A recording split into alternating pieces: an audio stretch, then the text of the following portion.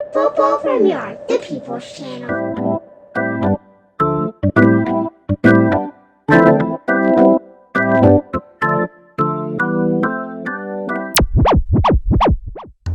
Greetings, football from Yard Massive. It was a historic night for Jamaica as the Reggae Girlz secured a place in the 2023 World Cup with a 4-0 victory over Haiti.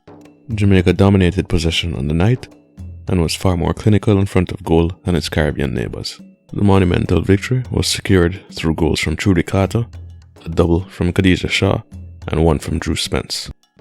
In addition to qualifying for the World Cup, the team moves on to the semi-finals, where they'll compete against Canada for a place in the final. Coach Lauren Donaldson has had a seismic influence on the Jamaican women's program.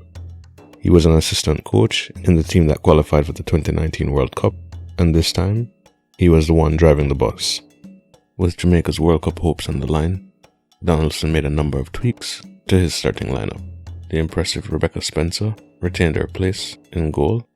There was some shifting in the back line as Alison Swaby started in central defence, but this time was partnered by Sitara Murray.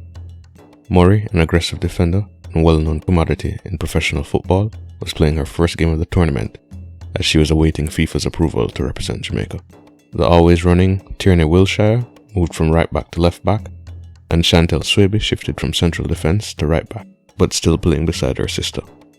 Donaldson used the same central midfield as he did in the opening encounter against Mexico, with the duo of Drew Spence and Havana Salone playing deep, and Atlanta Primus playing in a more advanced role.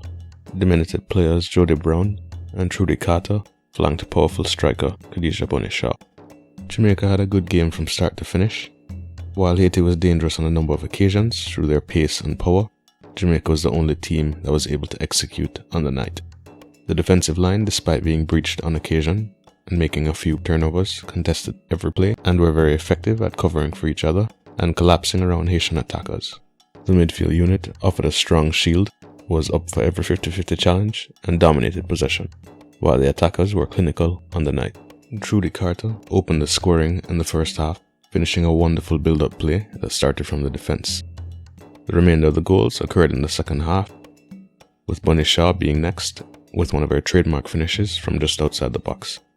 She added to her tally, making no mistake, from a penalty after a Haitian handball. And the night was capped off with Drew Spence executing a well-placed header from a set piece.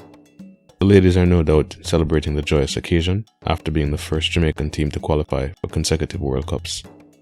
After the party is over, Coach Lauren Donaldson will have the difficult task of trying to get the team focused for the next task at hand, a July 14th semi-final encounter with Canada. A win there would be icing on the cake, but right now I suspect the fans will preserve the moment and appreciate these ladies who continue to make the nation proud and fly the flag high. Blessings as always, linkage next time.